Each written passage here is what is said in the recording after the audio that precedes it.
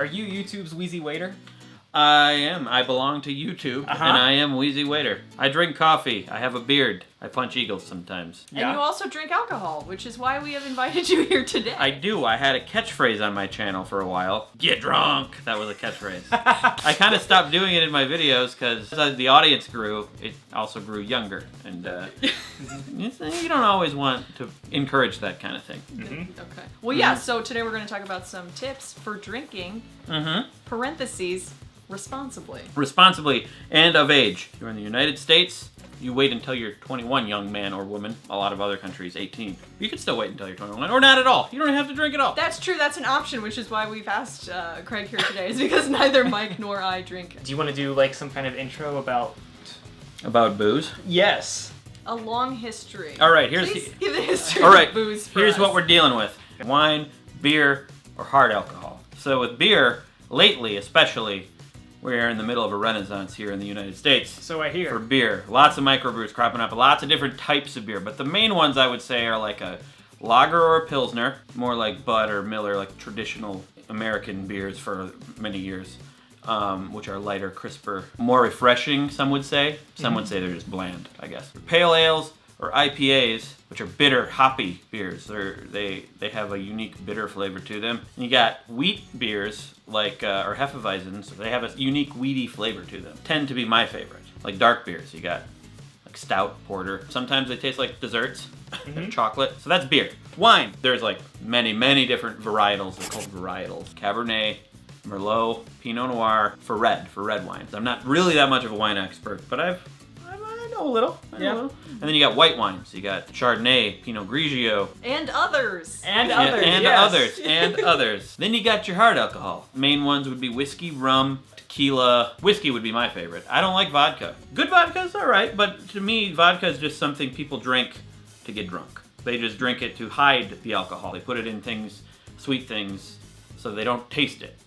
Like orange juice and things like that? Yeah. I would say embrace the flavor. Whiskey is really good flavor. Scotch is it's like whiskey, but it's made in Scotland. Okay. Is it true that they call it hard liquor because then you can punch people harder? That is not true. That is. I don't think I've ever heard that before. Oh. Or did you just make that up? Yeah. Now, what about, there's those things that rhyme about what order you should drink things in? Whiskey before beer, you're in the clear. Beer before liquor, never sicker. But it's not. I don't think it's true. It might be true situationally, because if you have beer and you get kind of drunk and then you go to hard alcohol, you're going to consume the hard alcohol the same rate you were consuming the beer, and then you're in big trouble. I don't think there's anything as far as the ingredients of the drinks. I think it's all just the amount of alcohol. If I'm just like out on the town and I just started taking a medication, should I just like start pounding them down without checking?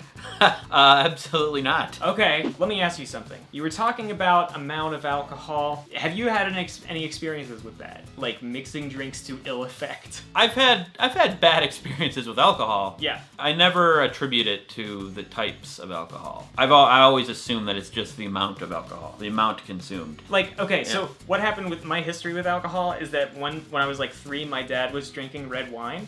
I thought it was cherry 7-Up. Like, I sipped it and I was just like, blah. So I tasted it, never like ingested it. If you want to enjoy drinks, I would say it's very likely you're not gonna like a lot of drinks the first time you try them. Yeah. Better attitude to have would be to go into it enjoying the flavor, not so much trying to just get drunk. My fiance and I go out to eat. We drink for flavor. We try cocktails that people are making. It's an art form, and we try to appreciate it for what it is. I think you got to find the one really good one, and then you get a flavor for it, and then you can start to pick out those flavors in other wines that you drink. The thing I like most about consuming beverages is not the buzz. Maybe when I was younger, I liked that, or the getting drunk. Now it's the unique flavors that you can only get from these drinks, and the buzz is nice. But it's just a bonus. Like I would prefer to drink a great wine than like 5 Miller Lights or something. Yeah. Quality over quantity. Drinking on an empty stomach. Any thoughts on this? You'll feel maybe a little more buzzed, a little drunker if you don't have food in you. I don't know if that's true, if that's proven, but To me, it seems like it. Probably more unhealthy because you have less nutrients in your body because you just have the alcohol in you. Can you talk a little bit about pacing yourself? Doctors are saying these days that a drink or two an evening can actually be good for you. Once you get up to 4 or 5 or so, then it's not good for you anymore. To pace yourself, I mean, I'm not going to say don't go out and get drunk, because some of you will. Just be aware. Maybe drink water in between drinks. That's a good method that I've used.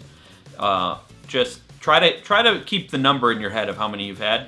You could easily lose track.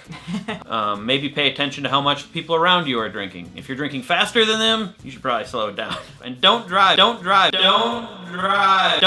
if you're gonna have more than a drink or two. You might feel like you can drive. Don't fall into that trap thinking, yeah, I got this is no problem. Like, one thing that we've kind of thought about is you have to know how you're getting home. I mean, now we have Uber. If you live in a place that has Uber, in Chicago we have the train, and if you do drink too much, call somebody. How do you feel about drinking? Okay.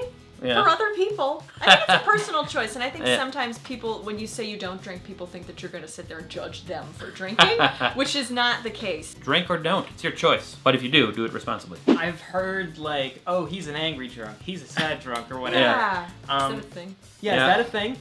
I think it is a thing. Sometimes it changes. Like, I think I've probably been all of them at one point. Sometimes it's like the mood that you were in before you started drinking could be accentuated. Often people get very honest when they drink. There are sad drunks, people who will just every time just get sad or depressed.